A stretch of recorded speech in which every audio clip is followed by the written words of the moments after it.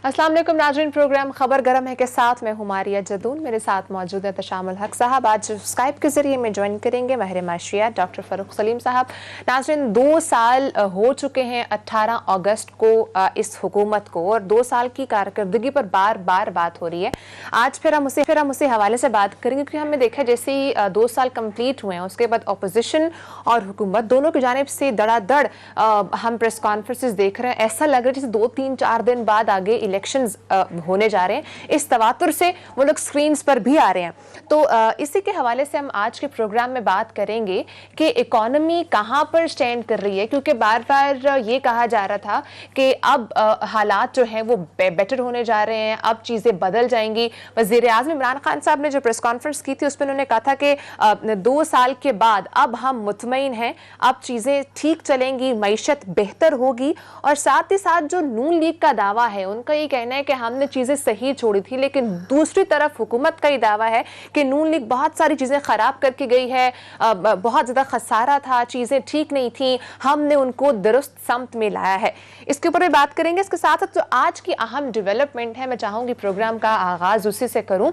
नवाज शरीफ साहब ने कॉल की है अपनी बेटी मरियम नवाज को, और एक बार फिर से हमने देखा है कि नवाज शरीफ की जानिब से एक एटलीस्ट बयानिया सामने आया। उन्होंने कहा है कि फजलुर रहमान साहब से जाकर मुलाकात करें और एपीसी के हवाले से कोई प्लानिंग भी की जाए। इसी पर बात करेंगे कि आगे अब मजीद क्या होने जा रहा है। जो बयानिया था नवाज शरीफ साहब का, मज़ाहमत का बयानिया, वो खुलकर वापस तो नहीं आने लगा, उस पर बात करेंगे। डॉक्टर साहब सबसे पहले आऊंगी, इकोनॉमी पर भी बात करते हैं, लेकिन थोड़ी पॉलिटिकल इकोनॉमी पर पहले बात कर लेते हैं। आपको क्या लग रहा है ये जो बयानिया है नवाज शरीफ साहब का, मज़ाहमत का, वो एक बार फिर से क्या खुल के सामने आने लगा है?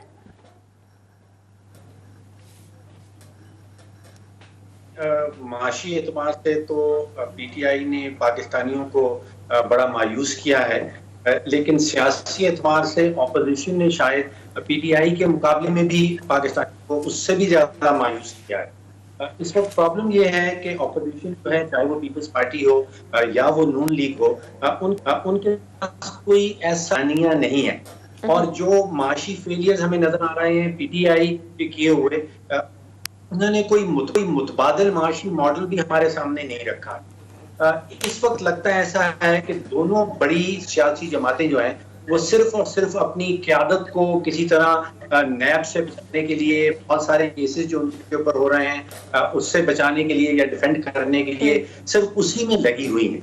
और एक सोच ये भी है अपोजिशन में कि भाई पीटीआई जिस सिमत में जा रही है शायद इनको गिराने की जरूरत ही ना पड़े, और वो ये सोच रहे हैं कि पीटीआई की इस वक्त शायद सियासी मुखालफत तो सियासी मैदान में कोई नहीं है, लेकिन पीटीआई की सबसे बड़ी दुश्मन है वो शायद पीटीआई खुद ही।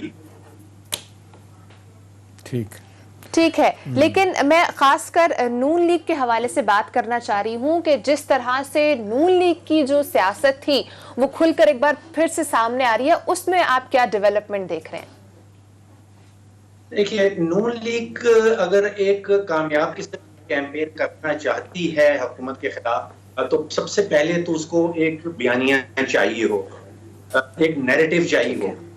उसके बाद फिर देखा जाता है कि बयानिए के बाद आपको क़यादत चाहिए, क़यादत के बाद फिर आपको स्ट्रीट पावर चाहिए।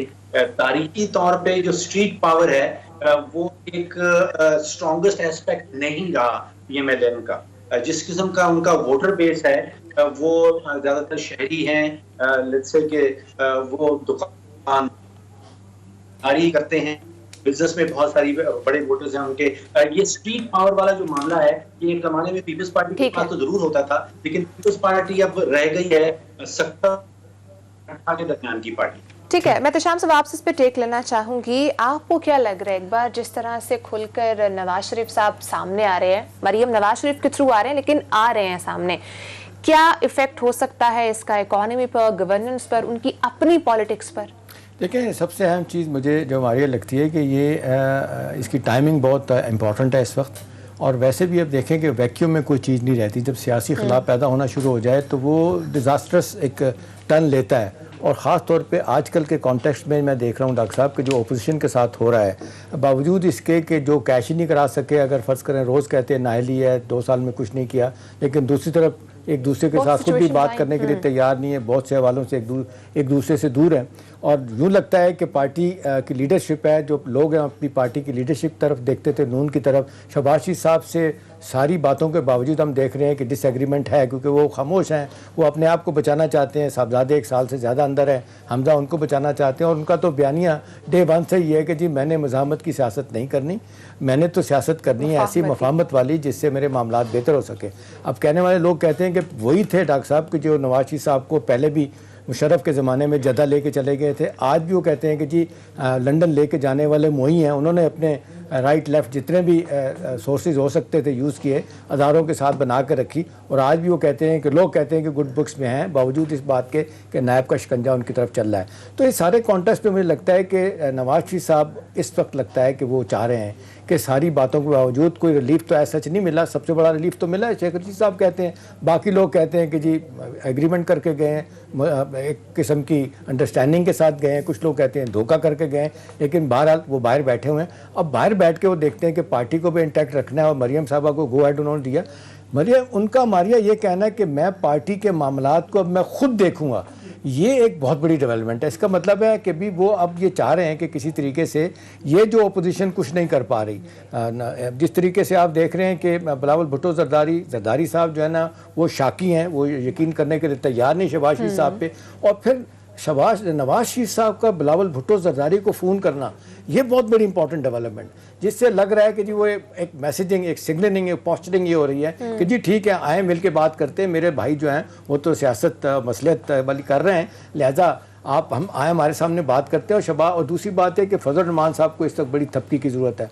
वो अंदर की तला डॉक्टर साहब ये बता रही हैं कि उन्होंने कहा है कि जी मैं पिछला जो मेरा धरना था उससे ज़्यादा लोगों को लाऊंगा, प्रोवाइडेड आप लोग तो मेरे साथ चले ना। आप नहीं चलेंगे, एक सियासी सपोर्ट दो बड़ी पार्टियों की नहीं होगी, एक सो कॉल्ड APC ना हो, एजेंडा ना हो, और साथ चलने की बात ना हो, तो लोग सीरियसली लेंगे। मेरा ख्याल है उस हवाले से नवाज शरीफ साहब की इस स्टेज पे हमारी एंट्री जो है ना वो बड़ी इंपॉर्टेंट है। अब उसको एक सेकंड, वो उसको कैसे कैश कराते हैं, वो किस तरीके से अपनी पार्टी की लीडरशिप बाकी लोग हैं उनको इन्फ्लुएंस करते हैं। आमतौर पर लोग कहते हैं कि जो मज़ाहमत का और वो जो बयानियाँ लेके चलना चाहते हैं, मुझे क्यों निकाला को सपोर्ट करना चाहते हैं, वो चाहते हैं कि भी सड़कों पे आएँ, या कम से कम पार्लियामेंट की हद तक जो है ना एक स्ट्रॉन्ग मैसेज जाए कि जी टफ टाइम देंगे, वो भी नहीं हो रहा। तो मेरा ख्याल है ये अब नवाज शरीफ साहब ने एक बहुत बड़ा जेस्चर दिया है, एक मैसेज भी दिया है सब अदारों को भी, बाकी जगहों पर भी, कि जी ठीक है, मैं आ तो गया हूँ, बीमार हूँ, जो कुछ भी है इल्ज़ामात लग रहे हैं कि मुझ छोड़ के चला गया हूँ, भाग गया हूँ, लिहाजा मैं यहाँ बैठ के पार्टी चलाऊँगा और मैं आपको मुश्किल टाइम दूंगा। अब विफाक मेरे ख्याल से ठीक कह रहा है कि फेवर्स लेने की कोशिश की गई थी ऑपोजिशन की जानिब से, लेकिन जब फेवर्स नहीं मिली तो फाइनली उन्होंने बोलना शुरू कर दिया। देखिए मेरा ख्याल है, मुझे ज़ाती तौर पे डॉक्टर साहब लगता है कि शहबाज शरीफ साहब जो है ना उस पर नाराज़गी है, और कुछ इतलात ये भी आ रही हैं कि वो बार बार कहा गया कि जी फजल रहमान साहब का साथ दें, और फिर जो फजल रहमान साहब के साथ नवाज साहब की बात होती है और बेटी को कहा जा रहा है, बड़ा सख्ती से कहा गया कि जी फजल रहमान साहब के साथ रब्ता करें और आएँ बाएँ शाएँ ना करें, APC बुलाने में जल्दी करें, एजेंडा तय करें, सारा का सारा आपने जो भी मामला चलाना है हुकूमत के ख़िलाफ़, ये इसकी उनके ख़्याल में एक बेहतरीन मौका है। और ये कहा जा रहा है कि जिस तरीके से महंगाई का तूफ़ान आया, महंगाई को कैश नहीं कराया गया, मतलब वो कह रहे हैं कि जी कैसे हो सकता है, अयूब खान जो है ना वो 4 आने चीनी महंगी हुई थी तो उनकी छुट्टी हो गई थी, यहाँ तो आलम है कि 47 रुपये से 110 रुपये चली गई है, आटा 75 रुपये आप चला गया शेयर पे।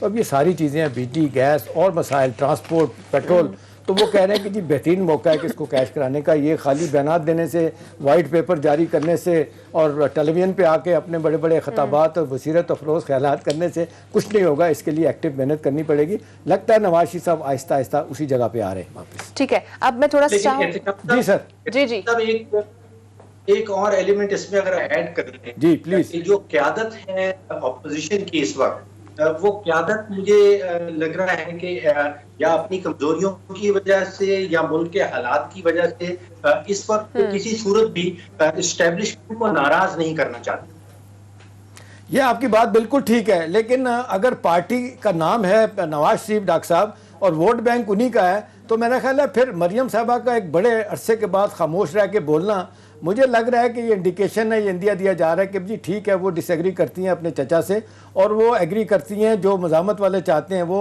बड़ा वाज़े तौर पे हम देख रहे हैं कि एहसन इकबाल हो, शाहिद खाकान अब्बासी हो और अपने ख्वाजा बरादरान हो, इनके साथ वो खड़ा होने के लिए लेकिन तैयार सर है। मैंने जो पूरी प्रेस कॉन्फ्रेंस सुनी मरियम नवाज साहबा की, उसमें कहीं पर भी उन्होंने एस्टैब्लिशमेंट या इस तरह का कोई नाम नहीं लिया, उन्होंने सिर्फ तनकीद का निशाना बनाया तो मौजूदा हुकूमत को और नैब को। लेकिन ना ये भी तो बेहतरीन डॉक्टर साहब स्ट्रेटेजी हो सकती है ना कि आप सिंगल आउट करें।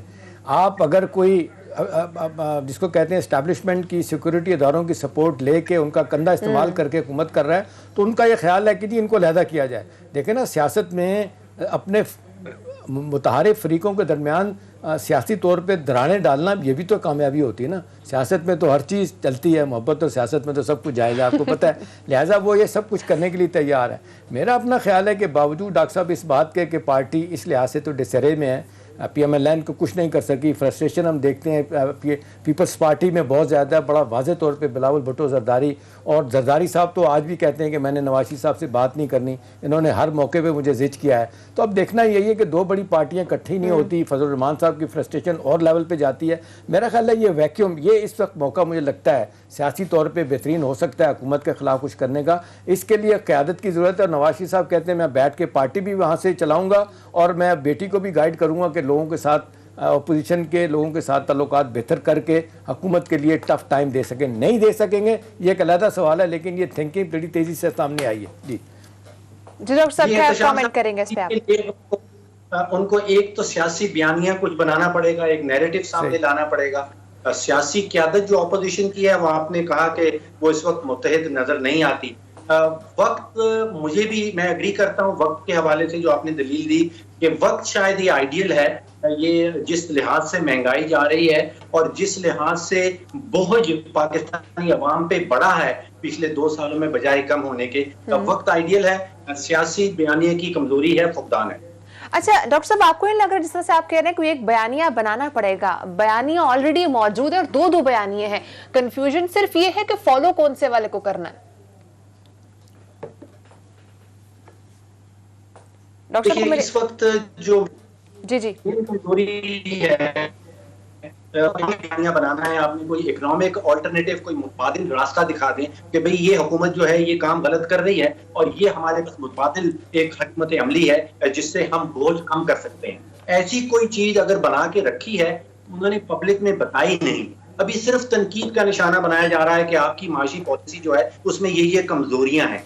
ये नहीं बताया जा रहा कि इन कमजोरियों को हम किस तरह दूर कर देंगे और किस तरह आपके ऊपर जो बोझ है जो PTI की हुकूमत के नतीजे में आया है उसको किस तरह कम करें।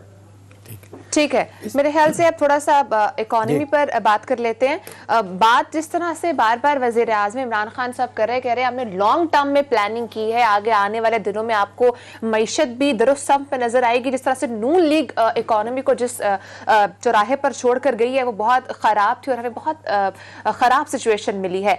अब क्या लग रहा है, जो अगर हम रिसेंट डेटा की बात करें तो उसमें हमने देखा है सेल्स में भी इजाफा हमने देखा है, उसके साथ साथ वजीर आज़म खुद कंस्ट्रक्शन के सेक्टर में बहुत ज्यादा हमें अपडेटेड नजर आ रहा है और उस पर काम भी बहुत ज्यादा कर रहे हैं। करंट अकाउंट डेफिसिट का बार बार क्रेडिट लिया जाता है। इवन के तज्जियाकारों की बात कीजिए तो वो भी कह रहे हैं कि इकोनॉमी अब एक सही समत में नजर आ रही है। तो आपको क्या लग रहा है डॉक्टर साहब, क्या वाकई में जिस तरह से हुकूमत मुतमईन है, क्या वाकई ही ऐसा है, अब हालात बेहतर होंगे? देखिए, पहली बात ये है कि किसी को मईशत समझाने की जरूरत नहीं है। 22 करोड़ पाकिस्तानी जो इस मुल्क में रहते हैं, अगर मैं यहाँ बैठ के उनको कहूँ कि भाई आपकी मईशत तो बड़ी जबरदस्त जा रही है, या ऑपोजिशन वाले टीवी पे आके कहें भाई आपकी मईशत का तो बेड़ा गर्क हो गया है, उनको बताने की जरूरत नहीं है। जो पाकिस्तानी शहर से आटा खरीदने जाता है, जो पाकिस्तानी चीनी खरीदने जाता है, जो पाकिस्तानी बिजली का बिल देने जाता है, उसको पता है कि उसकी मईशत का क्या हाल है, उसको समझाने की जरूरत नहीं है। और अब हाल ये है कि आप सोचिए कि 2 साल पहले 35 रुपए किलो आटा था और अभी मुझे एहतशाम साहब बता रहे हैं कि शायद वो 70 रुपए लेके 75 रुपए जी। मैंने जो पीक देखी है, मैंने सुना कि 65 रुपए बिक रहा है, यानी कि 70% इजाफा हो गया आटे की कीमत में। और इन 2 सालों में मेरी आमदन तो बढ़ी नहीं। चीनी को देख लीजिए, चीनी PMLN कोई 55 रुपए किलो छोड़ के गई थी और अब वो 100 रुपए से तजावुज कर गई, यानी कि तकरीबन 80% इजाफा है चीनी की कीमत में। 80% इजाफा हो गया कि हमारी आमदन में कोई इजाफा नहीं हुआ। ये आम आदमी की जो मईशत है वो मैं समझता हूँ सिर्फ 3 चीजें हैं, उसमें आप बाकी चीजें सब छोड़ दें, ये करंट अकाउंट डेफिसिट, ये मईशत दानों की बातें हैं, बजटरी डेफिसिट, वो सिर्फ देखता है आटे की कीमत, चीनी की कीमत और उसमें आप बिजली की कीमत अगर ऐड कर ले तो ये 3 बड़े इशारे हैं आम पाकिस्तानी के लिए। मैंने अपना जो 2 साल पहले का बिजली का बिल निकाल के देखा है, उसमें 10.5 रुपए का मुझे एक यूनिट मिल रहा था इंक्लूडिंग ऑन गवर्नमेंट टैक्सेस। आज वो 16-17 रुपए पे पहुंच गया। तो आप देख लीजिए कि आटे की कीमत 70% ऊपर, चीनी की कीमत 80% ऊपर, बिजली की कीमत तकरीबन 50 से 60% ऊपर, और इनकम नहीं बढ़ी है। ठीक है, इनकम नहीं बढ़ी, लेकिन एहतशाम साहब, हुकूमत का ये दावा है कि हमने लॉन्ग टर्म प्लानिंग की है, हमने खसारा कम किया है, हमने कर्ज वापस किए हैं, और शिबली फराज साहब खुद इस बात का इतराफ़ कर रहे हैं कि महंगाई है लेकिन वो अब खत्म हो जाएगी, हमने जो लॉन्ग टर्म डिसीजंस लिए हैं वो इतने अच्छे हैं कि अब शॉर्ट टर्म में आपको वो चीज़ें नजर आएंगी। देखिए, पहली तो बात यह है कि डॉक्टर साहब जिस तरीके से 2 साल में हमने देखा कि पीटीआई का जो विजन था या है या प्राइम मिनिस्टर का है, जो बार बार कहते जी कि मैंने गुड गवर्नेंस देनी है और गवर्नेंस को बेहतर करना है, उसमें कोई बेहतरी नहीं हुई। आप देखें, अब दूसरा उन्होंने कहा था मुल्क को करप्शन से पाक करेंगे, बजाय करप्शन को 5% भी कम करते, बकौल खुद प्राइम मिनिस्टर के 2 हफ्ते पहले जाके लाहौर में कहा करप्शन बढ़ गई है, कम इसमें नहीं हुई। ट्रांसपेरेंसी इंटरनेशनल कहती है करप्शन में कमी नहीं हुई। अब सवाल यही कि आपका एजेंडा था करप्शन ख़त्म करके रिसोर्सेज बचा के मुल्क के हालात बेहतर करेंगे, आम आदमी के लिए रिलीफ पैदा करेंगे। ये अच्छी बात हुई, आपने एहसास प्रोग्राम शुरू किया, कोविड के कॉन्टेस्ट में आपने 12,000 लोगों को दिया, $8 बिलियन आपने मुश्किल से सुकेड़ के इधर उधर से तकरीबन 1,200 रुपये इकट्ठा किया। सवाल यह है कि 1,35,00,000 लोगों को वन ऑफ आपने पैसा दे दिया, लेकिन जिस तरीके से डॉक्टर साहब महंगाई और जिस मेरे ख्याल में जो आजकल सबसे बड़ी सफरिंग इस वक्त लोगों की है एज वी स्पीक, वो बिजली के बिलों का जो फ्रॉड हुआ है। बिजली के बिलों में आपने देखा कि हुकूमत ने कहा था कि जी 2 महीने बिल नहीं लेंगे, उसके बाद देंगे। अब ना सिर्फ डॉक्टर साहब वो पिछले बिल वसूल किए जा रहे हैं, बल्कि उसको इकट्ठा बेच के और ज़्यादा उसमें चार्जेस लगा के भेज रहे हैं कि लग रहा है, अल्लाह माफ़ करे, मुझे लगता है कि जब कहते हैं कि रियासत लूटना शुरू हो जाए या ये परसेप्शन बन जाए तो ये बहुत ख़तरनाक होता है। अब इस हवाले से पीटीआई के अपने लोग जो है ना वो बड़े सख्त परेशान हैं। एक तो वो उनको समझ नहीं आ रही कि ये महंगाई जो कहा गया था कम करेंगे, कम तो नहीं, बढ़ती चली जा रही है। बिजली के बिल आसमान पे चले गए हैं और रुकने का नाम नहीं, बिजली है नहीं है, और इसी तरह से गैस का भी इशू चल रहा है और इसी तरह बाकी चीज़ों के प्राइसेस बढ़ रहे हैं। मेरा ख्याल है यहाँ पे जो बहुत ज़्यादा हुकूमत के लिए परेशान कुन बात है रिलीफ वाली बात। आए दिन लोग इनके बारे में कहते हैं कहाँ है भाई आपकी 1 करोड़ नौकरियाँ, कहाँ है आपके 50 लाख मकान। हो सकता है थोड़ा बहुत शुरुआत हो गई हो, लॉन्ग टर्म में कुछ की बातें हों, शॉर्ट टर्म में जो चीज़ें ठीक होने वाली थी डॉक्टर साहब मैं एक कहूँगा और आज से मैं सवाल भी पूछूंगा। मुझे ये लगता है कि एक्सपोर्ट अपनी जगह बढ़नी चाहिए, ज़रूर बढ़नी चाहिए। ओपोजिशन कहती है एक पैसे की नहीं बढ़ी, आपने डॉलर को अब 40% नीचे अब बढ़ा दिया, इसके बावजूद एक्सपोर्ट नहीं बढ़ी। इसी तरह से वो कहते हैं जी और जो अच्छे काम होने थे नहीं हुए।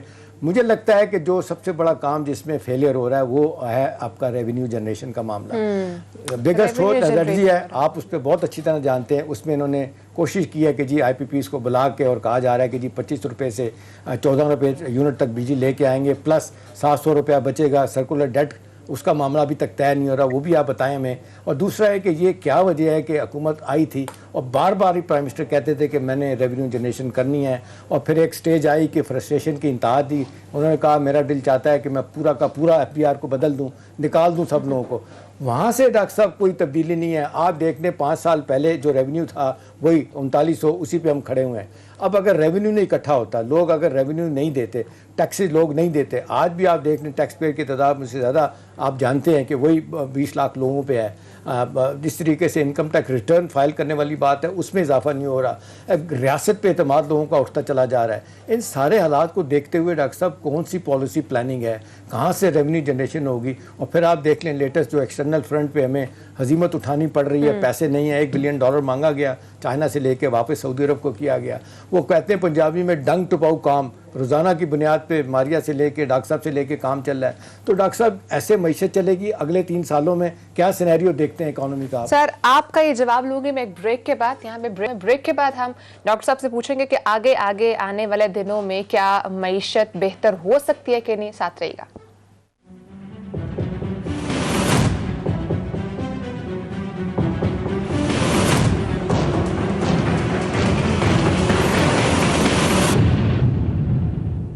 वेलकम बैक नाज़रीन। डॉक्टर साहब हुकूमत कहती है कि जब नून लीग गई तो करंट अकाउंट डेफिसिट छोड़कर गई, रिजर्व्स नहीं थे, हालात बहुत ख़राब थे, स्टेट बैंक नहीं पैसे दे रहा था, एशियन डेवलपमेंट बैंक पैसे नहीं दे रहा था, सऊदी अरब से पैसे लेने पड़े, इश्यूज तो थे। और उस सिचुएशन से आज जहां पर हम स्टैंड कर रहे हैं कितना डिफरेंस है? देखिए, ये बात तो हकीकतन ट्रू है कि करंट अकाउंट डेफिसिट हमारा 20 अरब डॉलर पे पहुंच गया था।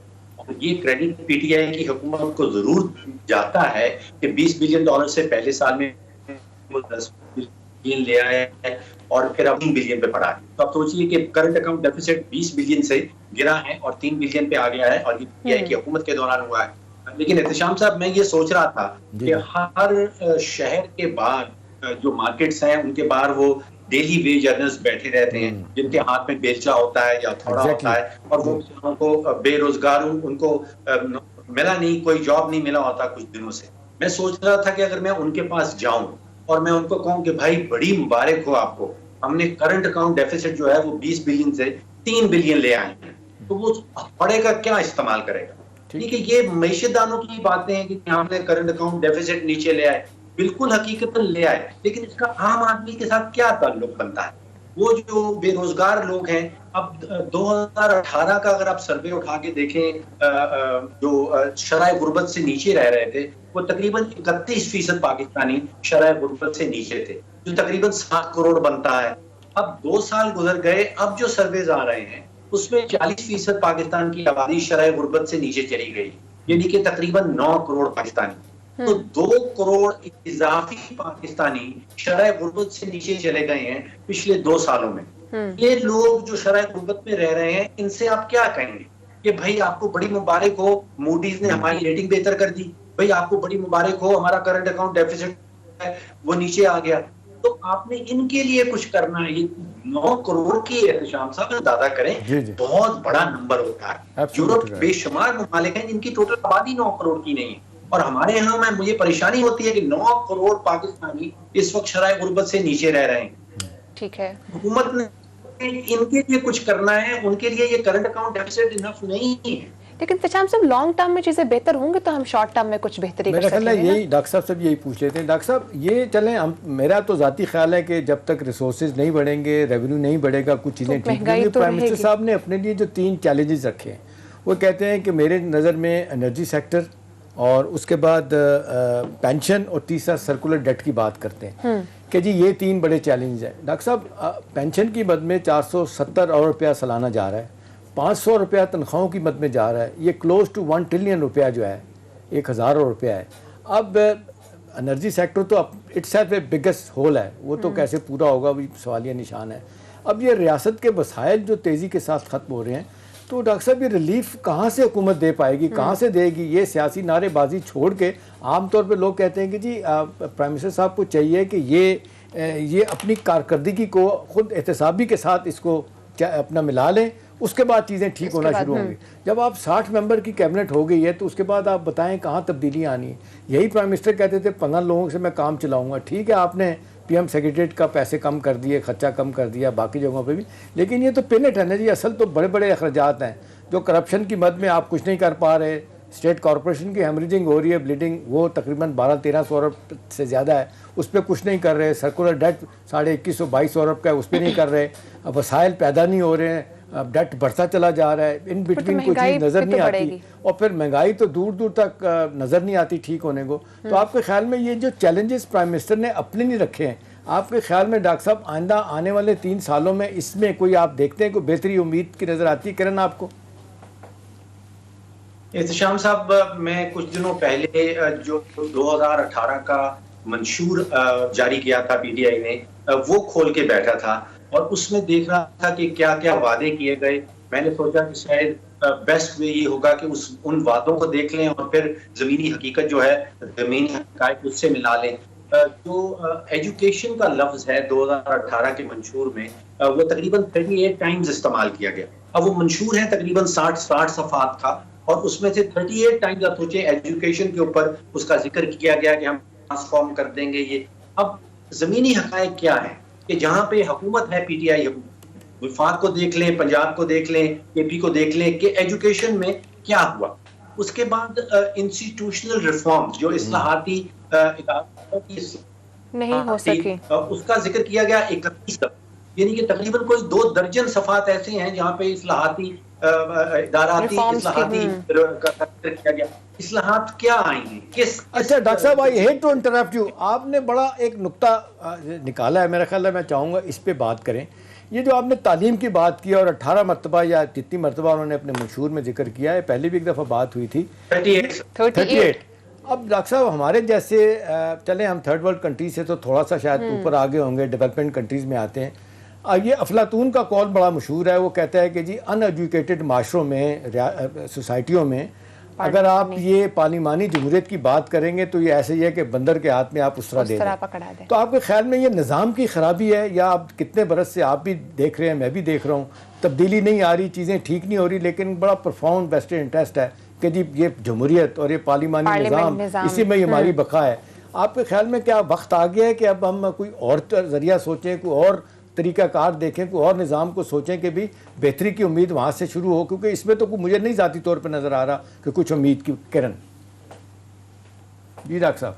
जी बहुत ज़बरदस्त सोच है एहतशाम साहब, बहुत ज़बरदस्त सवाल है। ये हम सब सोचने वालों को रियली इस सिमत में सोचना पड़ेगा कि पार्लिमानी निज़ाम जो है वो उनके वोटर्स के लिए 22 करोड़ पाकिस्तानियों के लिए काम नहीं कर रहा, डिलीवर नहीं कर रहा।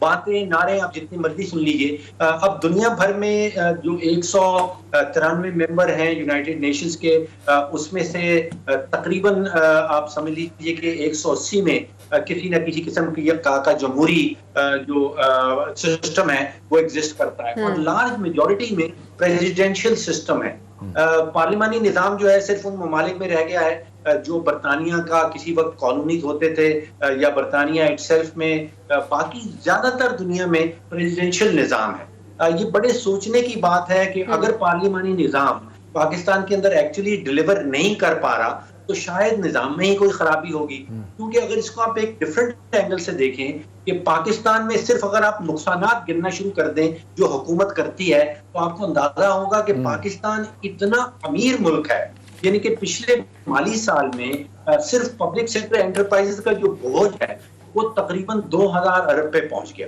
जिसमें PIA, Pakistan steel, Pakistan railway, यानी कि हम खसारा कर रहे हैं 2000 अरब का। आपने जिक्र किया कि बिजली के सेक्टर में हम तकरीबन 1100-1200 अरब रुपए का खसारा कर चुके हैं सिर्फ पिछले 2 सालों के अंदर। इसी तरह गैस, तकरीबन $2 बिलियन की गैस इस मुल्क में चोरी हो जाती है। अब इसको वो इकोनॉमिस्ट कहते हैं लो हैंगिंग फ्रूट, यानी कि दरख्त फल के भरे हुए हैं और वो बिल्कुल लो हैंगिंग है, आप आसानी से उसको तोड़ सकते हैं।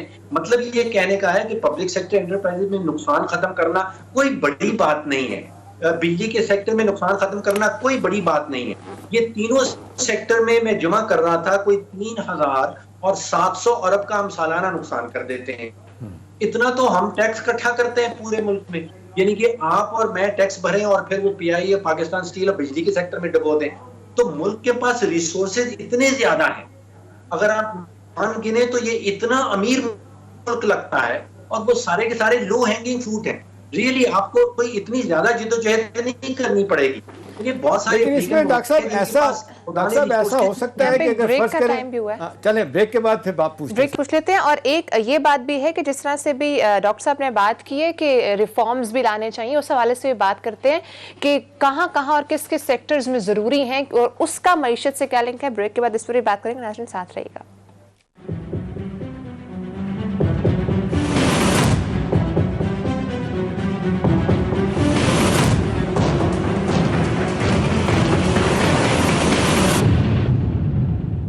वेलकम बैक नाज़रीन। एहतशाम साहब, जो आपका क्वेश्चन है वो भी आप कीजिएगा। डॉक्टर साहब मुझे भी ये बता दें, क्या अब यहाँ से जो अब रीसेंट सिचुएशन है, क्या यहाँ से अब मईशत ठीक हो सकती है, टेक ऑफ करेगी फर्दर? देखिए एहतशाम साहब, अगर इजाजत दें तो थोड़ा सा टेक्निकल हो जाए। जी जी। जो माली पॉलिसी की जब हम बात करते हैं तो दो किस्म की पॉलिसीज होती हैं। एक फिस्कल पॉलिसी कहलाती है, यानी कि जो हुकूमत के पास टैक्स लागू करना और उसके अखराजात, और दूसरी मॉनेटरी पॉलिसी कहलाती है, यानी कि स्टेट बैंक बताता है कि शरई सूद क्या होगी और मनी सप्लाई क्या होगी। ये दोनों मिलके बनती है माशी पॉलिसी। मैं इस नतीजे पे पहुंचा हूं कि इस वक्त जहां हम खड़े हैं, पाकिस्तान की मईशत जहां खड़ी है, हम चाहे जितनी अच्छी फिस्कल पॉलिसी और जितनी भी अच्छी मॉनेटरी पॉलिसी बना लें, हम मईशत को सीधी सड़क पे चढ़ा नहीं सकते जब तक डीप किस्म की इस्लाहात, रिफॉर्म्स, जहां जहां जो मैंने पहले बताया कि जहां खसारा हो रहा है, उनको दूर नहीं करेंगे तो आप माशी पॉलिसी जितनी बेहतरीन बना लें, हम सीधी सिमत पे जाने वाले नहीं हैं। जब तक आप बिजली का खसारा दूर नहीं कर सकते, जब तक आप पब्लिक सेक्टर एंटरप्राइज का खसारा दूर नहीं कर सकते, जब तक आप $2 बिलियन की गैस जो चोरी हो रही है उसको ठीक नहीं कर सकते, आप अंदाजा करें कि हमारी सूबाई हुकूमत और हमारा सूबाई हुकूमतें और विफाकी हुकूमत मिल के जो पब्लिक प्रोक्योरमेंट करती है, सालाना जो चीजें खरीदती है, वो तकरीबन $40 बिलियन की चीजें खरीदती है। अब अगर उसमें 10, 15, 20% भी कहीं खुर्द हो जाती है, कहीं करप्शन हो जाती है, तो वो अमाउंट तो वो बन जाती है जो हम IMF से लेते हैं, यानी कि आसानी से वो अमाउंट बचाई जा सकती हैं। तो माशी पॉलिसी, एहतशाम साहब, मैं कन्विंस हो गया हूं कि आप बेहतरीन बना लें, आप बेहतरीन फिस्कल पॉलिसी बना लें, टैक्स की पॉलिसी बना लें, जब तक ये 3-4 इदारों के नुकसानात खत्म नहीं हो सकते, हम सीधी सिमत पे नहीं चल सकते। बिल्कुल शाम साहब, ब्रेक पे जाने से पहले जैसे मैंने पूछा था कि रिफॉर्म्स और इकोनॉमी का बहुत बड़ा लिंक है, जिस तरह अभी डॉक्टर साहब ने बात किया, आपको क्या लग रहा है किस तरीके से ये आपस में इंटरलिंक है? सही कहा। और ये जब तक रिफॉर्म और स्ट्रक्चरल रिफॉर्म जो है ना, जिसका हम हमेशा से सुनते सुनते इतना अरसा गुजर गया है, वहाँ पे देखिए ना, बुनियादी तौर पे सवाल ये है कि वेस्टर्न इंटरेस्ट जिनका है, अदारों का है, इंडिविजुअल का है, स्टेट कॉरपोरेशन का है, बिजनेसेस का है, वो किसी तरह का रिफॉर्म चाहते ही नहीं है। देखें, रिफॉर्म होंगे तो मामला ठीक होंगे। अभी डॉक्टर साहब जिस तरह एनर्जी सेक्टर की बात करते हैं, बिगेस्ट होल है ये, जब तक ठीक नहीं होगा, मतलब ट्रांसमिशन लॉसेज देखें, अगर आप देखें, उसके बाद डिस्ट्रीब्यूशन लॉसेज आप देख लें कहाँ से कहाँ चलेंगे। कराची भरा हुआ है, कुंडे लगा देते हैं, वहाँ पे बिजली चोरी होती है, और सेक्टर इसको एंजॉय कर रहे होते हैं, बिजली मुफ्त की मिल रही होती है। तो यहाँ पे देखें ना, अकाउंटेबिलिटी जहाँ करने वाली है सियासतदानों की करें आप भले, लेकिन यहाँ भी तो आप देखें मामला किधर जा रहे हैं, कुछ देखने वाले नहीं। डॉक्टर साहब, आपने बैंकों की बात की तो मुझे फ़ौरन ख्याल आया कि पाकिस्तान में मैंने तो आज तक नहीं देखा कि बैंकों को कभी नुकसान हुआ। आज भी आप देख लें कि 16 ट्रिलियन रुपीस के उनके डिपॉजिट्स हैं, 11 ट्रिलियन रुपया उन्होंने लैंड किया, लोगों को दिया हुआ है, बेशुमार हिडन चार्जेस हैं, पता नहीं कहाँ कहाँ से जनाब वो पैसा कमाते हैं, इंटरेस्ट रेट लेना देना, अपना पैसा ले के मुख्तलिफ ट्रेजरी में गवर्नमेंट के उधर पैसे डाल देते हैं, वहाँ से पैसे बनाए जाते हैं। उनका एक इतना, मैं तो कहूँगा बैंक खुद एक बहुत बड़ा माफियाज है, उनको कोई रोकने वाला नहीं। दूसरा डॉक्टर साहब ये बताएं कि ये जो मैं बात कर रहा था कि अगर फर्स्ट करें पॉलिटिकल सिस्टम नहीं चेंज होता तो कोई इकोनॉमिक सिस्टम को हम रिफॉर्म कर सकते हैं, मॉडिफाई कर सकते हैं। ये सो कॉल्ड चीज़ें जो हम सुनते हैं जी, वाशिंगटन कंसेंसस ग्रुप की बात होती है कि जी वो क्या कहता है कि जी कैपिटलिज्म को प्रमोट करें, उसके बाद ये शिकागो आप देख लें स्कूल ऑफ थॉट है, ये भी अपनी बात कर रहा होता है। तो हमें कोई बीच का रास्ता मिलता ही नहीं है कि हम अपने तौर पे कोई इंडिजिनस को अपना प्लान करके हम अपने लोगों को इकट्ठा करके, आप भी गए थे प्राइम मिनिस्टर साहब के पास, कुछ दिन रहे वहाँ पे रहे, जब आपने गुडी गुडी बातें नहीं कही तो अलहदा हो गए। अब ये हमारे हुक्मरानों के कान गुडी गुडी सुनने के आदी हो गए हैं, तो आप तो उन्हीं की बातें कर रहे थे। तो सवाल ये है कि अब इसको फिर कैसे हल करेंगे कि हमको हमारी इकोनॉमिक डायरेक्शन बेहतर हो सके। जी डॉक्टर साहब।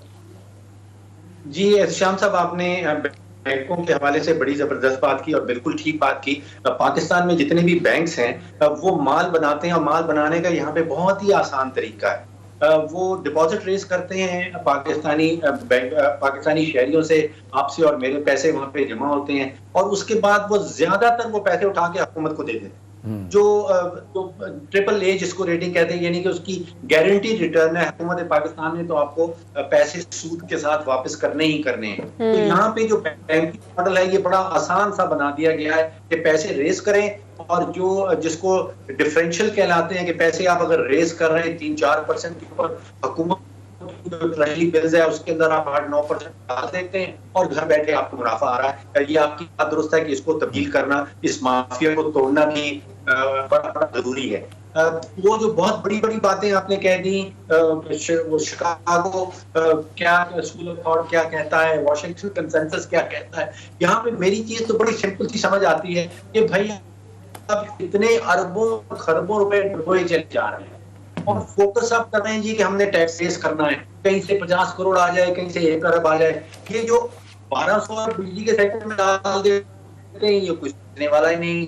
तो 1800 अरब आप पब्लिक सेक्टर एंटरप्राइज में नुकसान कर देते हैं, उसका कुछ पता ही नहीं। पॉलिसी को छोड़ दें, अब ये खुदा के वास्ते ये जो नुकसान हैं इनको दुरुस्त कर ले, बाकी मईशत अपने आप को खुद ही सही कर ले।